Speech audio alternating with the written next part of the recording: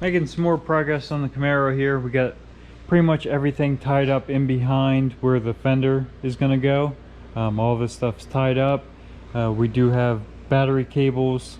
This is from the MSD box, and there's a couple, these are actually, I think these are ground wires from the vintage air system.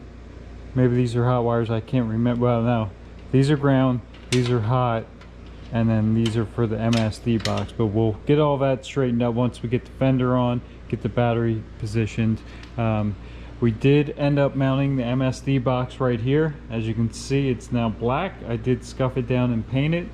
We got the rubber isolators and drilled some holes and mounted it. So once the fender's on, Chris did not want to see this from under the hood, and with that blacked out, with it red, you might still peek down in there and catch a glimpse of it. With it blacked out, I think you're going to be just fine. It's not going to stick out at all. It's actually in behind these hoses, but if he ever has any problems with them, he can go in through this inner fender, loosen these 4 nuts up, and reach right down through here and pull this up and wiggle it out through here to change that box. Out of sight, but still accessible if need be. We got our box in from Ground Up Restorations, I think it is. Let's see what it says here. Ground Up. Oh, Ground Up.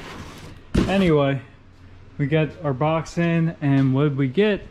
Chris decided he definitely wanted a cable throttle on the Camaro, so no problem. They had it in stock. They shipped everything out. We already got our bracket here mounted. This is the directions for the vintage air. So our cable throttle bracket bolts right on. It's got a little tab that locates it, keeps it from spinning. That bolts on. It's also got a tab down here for your return spring. Here's where your cable hooks in, and it comes with the whole kit. The only thing it does not come with, and I'm not sure why they don't send it, is the little ball for the end of the cable. And I'm not sure why they don't send that, but I happen to have some here, so we'll match it up. So here's the rest of it. Of course, it comes with the cable, which I'll show you in a second, but this is the whole pedal assembly. Unfortunately, we did already put a brand new gas pedal on the old linkage, and it's all detailed up and already mounted, but that's coming off. This one's going on. It looks just as good. And this bolts to the firewall. The rest of it's on the inside. We do have to drill one hole here. The hole for the bolt was already in the firewall. We'll drill a hole right beside that for the cable to go through, and we'll be looking good. So here's our cable assembly. As you can see, this goes down, slides on that. We did match up a ball.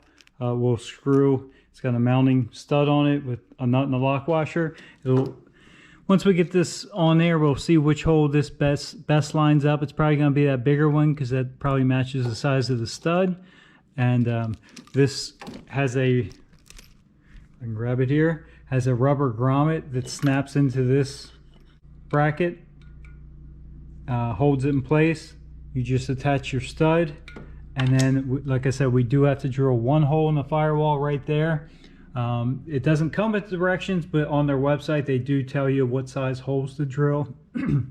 Excuse me. So like I said, that one was already drilled, so we're good with that. And I think this one is a 3/8 hole. We'll mark it out. Go ahead and pop a 3/8 hole through there.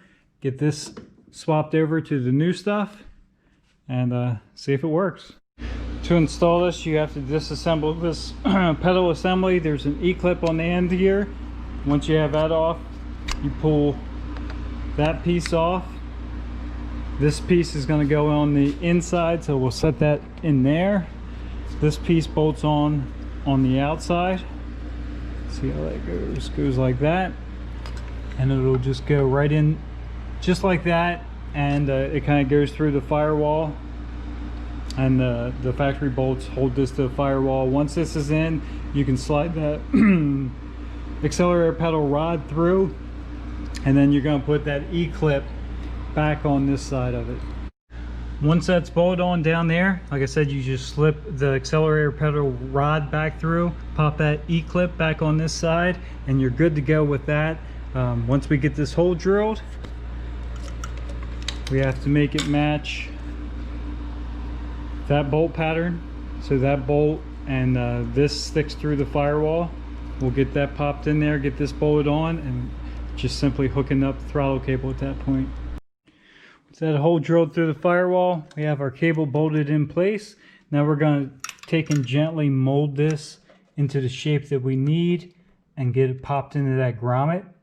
And a couple heat cycles with the motor, and that'll relax. The cable still slips in and out nice and easy through there. It's hitting on the inside, but still moves freely, so we're good to go with that. There's the cable completely hooked up. We do have a temporary return spring on. We're going to change that. I need to pick up a smaller diameter one, but for right now that does work, so we can actually operate this. And as you can see, that springs right back. This is a very nice setup. These valve covers are big, take up a lot of room, but we're not touching there at all. There's a nice gap. And guys, if you see something as we're going through here, like I said, this is jumping around a little bit, so I think at the beginning of this video these plug wires were not on. They are on now. They look really good in my opinion. We ran them all down. I didn't record any of this, unfortunately. I was just trying to knock it out, but we ran them down under the headers, and we did wrap them with some titanium heat wrap. So I thought I recorded it, but I don't know where it is now. So that's done. And if we run inside here, as you can see, our accelerator pedal is in, and it does control the carburetor. We have fuel. We also got some fuel fittings. I got them started here. Here's our fuel hose. 8 AM fuel hose is going to go from the pump up to the fuel feed for the carburetor. I have this piece already started coming off of the fuel pump. It does have a Russell inline fuel filter. Everything's black. It's going to all match and blend in, and I think it's going to look good. So we'll get that finished up, and our fuel from the pump to the carburetor will be complete. All right guys, that's probably gonna do it for this update. We got still a lot to catch up on, so like I said, it's gonna, we did a bunch, and we're gonna have a couple videos just getting caught up on everything. And I know it looks like it's still a little bit of ways away, but this thing will come together fast. I'm getting ready to put this fender on. That'll make a major transformation on the look of the car. Still waiting on just a couple things on that side, and then we'll get that fender and the inner fender put on, and then we can bolt the whole front end together. We have that new Rally Sport headlight door assembly with the electric motors that just runs off your factory plugs, which is going to be really, really nice.